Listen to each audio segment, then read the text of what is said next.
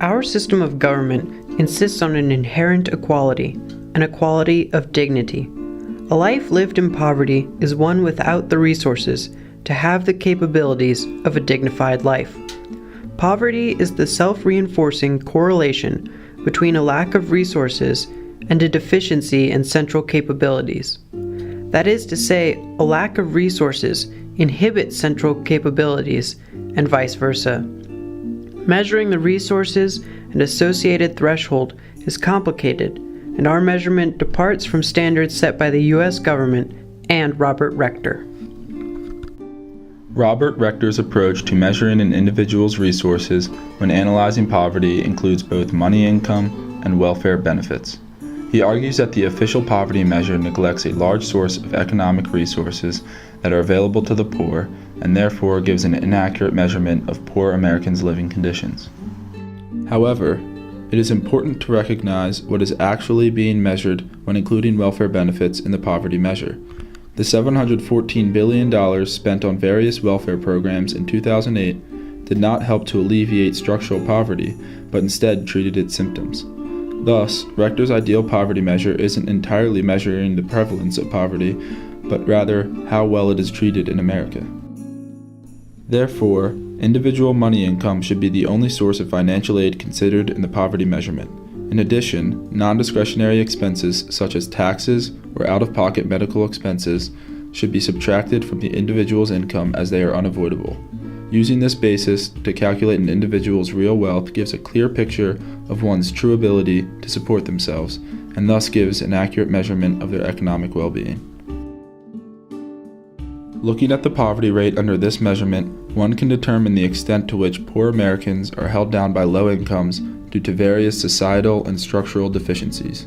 Like so, this measurement depicts the nature of the labor market and proves whether or not there is an income problem in America. It asks the question, are people making enough money to support a dignified life? If the poverty rate is high, the answer is no, and structural reform in the labor market becomes necessary such that every individual has the opportunity for a sustainable income. This is the key to alleviating poverty. This is reflective of a low federal minimum wage, just $7.25 an hour. This means an individual working 40-hour weeks for an entire year only makes $15,080. This is only a few $1,000s above the official poverty line for an individual as measured by the OPM, and it essentially requires a person to work for the entire year with no medical or holiday leaves. In the end, even with perfect attendance, a person working at minimum wage for an entire year having practically no leisure time is just a few financial disasters away from poverty. Is this a dignified life? For Robert Rector, living in poverty is a struggle for basic needs, a battle to survive. Robert Rector's threshold practically counts nutritious food, sufficient clothing, adequate shelter, necessary healthcare treatment, and utilities as basic goods for a life lived outside of poverty. He then argues that anything more, like the internet, phones, even household appliances, are tantamount to luxuries. Robert Rector argues against the current measure of poverty because it counts those doing just well enough regardless of the aid they receive. Rector hides his own threshold through a number of rhetorical maneuvers. For instance, when he discusses the food supply of those in poverty, he compares the height and weight of an Allied soldier on D-Day to that of a person who grew up in poverty, celebrating the relative well-being of the modern American. This is a false equivocation, given that circumstances have changed, especially with regard to nutritional science. He also mentions that only 4% of children in poverty experienced even a single instance of reduced food intake and disrupted eating patterns due to a lack of financial resources. Reading his footnote, he clarifies saying, only 4% of poor children experienced very low food security during 2009. Reporting that only 4% suffered once nutritionally from economic issues is misleading because that refers to very low food security, not low food security in general. In his explicit discussion of amenities of the official poor, Rector's footnote mentions that often those homes have dryers, fans, and stereos instead of the luxuries he describes in the body of the paper. Rector lists televisions besides ceiling fans, air conditioning, and refrigerators, as well as other household appliances, allowing his audience to infer that it is as shocking for a family to have access to a fridge as 2 televisions. Robert Rector seems to suggest that no one in poverty ought to have air conditioning or watch cable news. While we do not begrudge counting amenities to ensure the quality of shelter, we believe quality shelter does not mean a person lives outside of poverty. Additionally, Rector does not acknowledge the variety of possibilities in how a household may have gotten their amenities. Often homes come with appliances. Alternatively, households may have bought their amenities before falling below the threshold. Poor money management or attempting to alleviate terrible circumstances for the sake of children may lead to actual luxuries like an Xbox in the home. Using a blind count of amenities discounts the possible ways products may end up in a home. Air conditioning, cable TV, and an Xbox, What is Poverty in the United States Today, argues that the U.S. government misrepresents the story of those in poverty by overestimating a necessary conditions threshold. The resulting exaggeration causes inappropriate policy solutions and advocacy efforts. Taylor and I do not disagree that poverty must be defined and measured responsibly. Unfortunately, Rector fails to do so and misleads his own audience.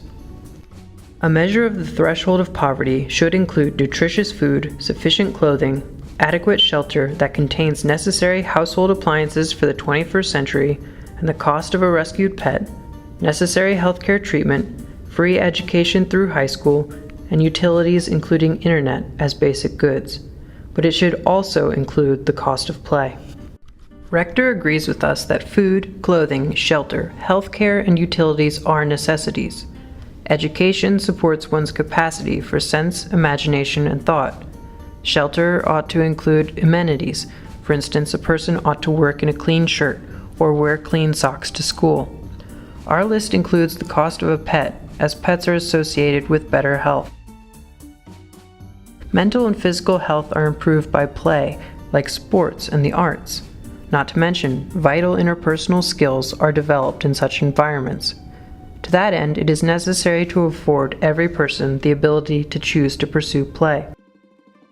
The internet ought to be a utility, as it allows for increased knowledge, education on one's own terms, and much more. This threshold is grounded in Martha Nussbaum's 10 central capabilities, and it rejects the fallacy of measurement. We include in our threshold capabilities that have been classically difficult to measure, like play or food. The current abilities of survey-taking institutions, like the Census Bureau, allow for questioning availability of local parks or youth sports teams, as well as quality of food consumed in a home. Low quality of area grocery stores and housing, lack of competition between local internet companies, as well as poor hospitals and lack of primary care physicians, indicates that individuals suffer from a lack of capabilities. Just because we have not measured before does not mean we cannot now. Taylor and I acknowledge that a person that has all of the capabilities may still not be seen using all of them, nor do we demand that all people do. Yet a lack of availability is problematic. Our threshold, while measured against the cost of utilizing capabilities, is not the same as the resources measurement. We only want to know possibility. Liberal democracies ought to respect the dignity of all persons. Thus, our threshold is focused around capabilities, or the things a person can be or do, marked by the freedom to make choices. Rather than imposing actions through functionings, encouraging capabilities gives a person freedom to act as he or she wishes. As such, our threshold could have a different meaning to each individual based on the characteristic will of each person. Moreover, the proper measurement of a basic needs threshold ought to go beyond subsistence. The essential dignity of all persons is honored in providing more than life. The founders established our country celebrating the right to pursue happiness, not just to live.